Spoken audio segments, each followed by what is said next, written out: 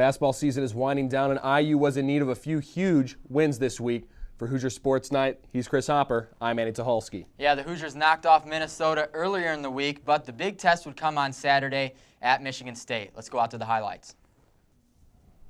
Indiana looking for a huge road win heading into postseason play. We pick it up early in the first half. IU with the ball. Bassett for three, up and good. IU up 9-6. Later, first half, MSU with the ball. Drew Neitzel to the other Drew, Namick, who gets it. He follows his shot, puts it back up over DJ White for the layup. MSU down 6. Later, first half, MSU with the ball again. Who else? Drew Neitzel. Over to Travis Walton for three. He gets it. He had a big game to go along with Neitzel's performance. Indiana with the ball. DJ to Sir, who throws it over to Bassett for three. Bang. IU up 12. IU was up 30-20 at the half. We pick it up in the second half. IU with their biggest lead at 13. Neitzel for three. He gets it. You don't want to get him going in the second half. MSU within 10.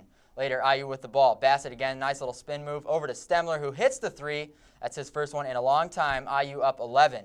MSU still down 11 with the ball. Goran Sutan with the nice backdoor pass to Raymar Morgan, who finishes with the jam. MSU down 9. Now, the next MSU possession. They have the ball. They're passing it inside, outside, and it ends up back in the hands of who else? Drew Neitzel for three. He hits it. MSU is only down 6. Later, MSU would cut the lead to 2. Walton with the ball, coast to coast for the layup and 1 to give MSU the lead. They would lead for good and beat the Hoosiers 66-58. So it was a three-man show for the Spartans with Morgan, Walton, and Neitzel combining for 48 of Michigan State's 66 points. This topped the one-man show that was put on by Armand Bassett of the Hoosiers, who scored 25 of IU's 58 points, going 7 for 12 from the floor and 4 of 6 from three-point range. An uncharacteristic game for the Hoosiers as they were out-rebounded by MSU 31-21, and the Hoosiers' defense was routinely exploited by the Spartans in the second half as they put up 46 points in the final 20 minutes. A few of the players spoke about the loss. Let's go out to Assembly Hall for more. We just got to go out there and play. We play like we played the first half of Michigan State. We can pretty much beat anybody.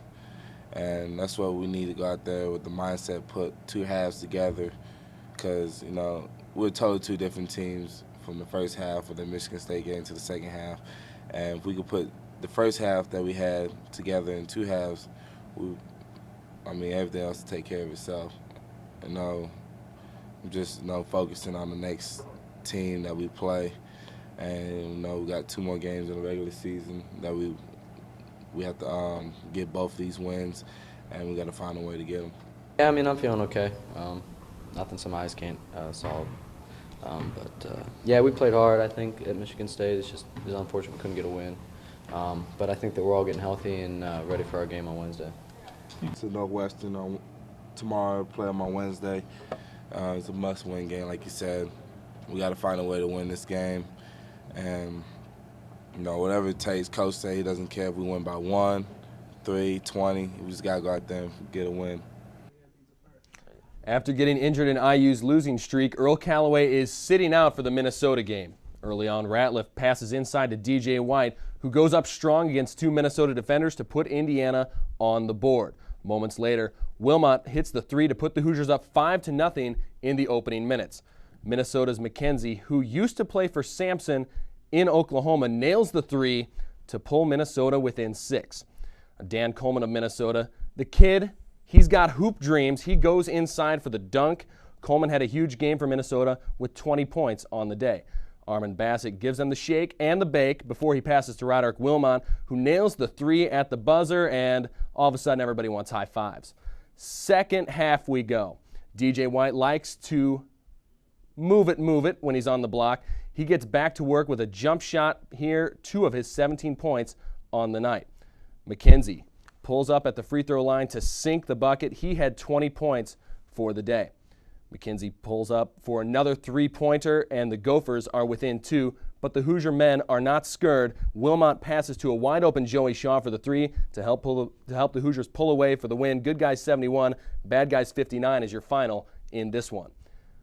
Outside of McKenzie and Coleman, Minnesota had little offensive production while IU provided a much more balanced attack with White and Wilmot leading the way in scoring with 17 and 16 points respectively.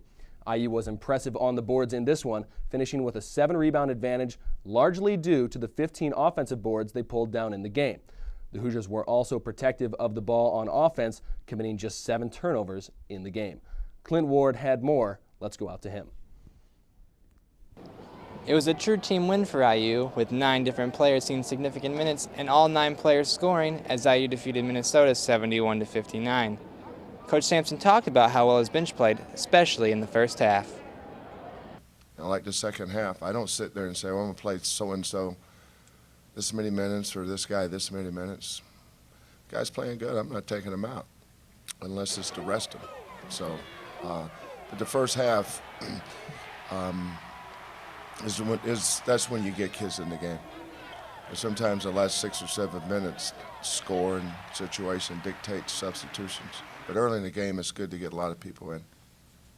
DJ White scored the first points in the game, and IU never looked back as they never trailed the Gophers.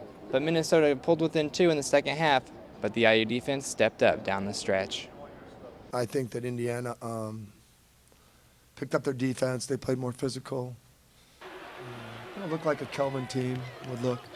So I think that was a big thing. So I tend to give them credit. Yeah, I thought our defense was really good. Last 7 or 8 minutes. I think the difference in our defense the second half to first half was we were pressuring them so hard after the catch that they were drawing contact on penetration. So at halftime, we just tried to relieve pressure and work on containment. They only went to the line 7 times second half. We cut off the driving lane better. With the win, IU remains undefeated at home this season, now going to 14-0, and now have a 16-game home winning streak dating back to last season. Reporting from Assembly Hall with Hoosier Sports Nite, I'm Clint Ward.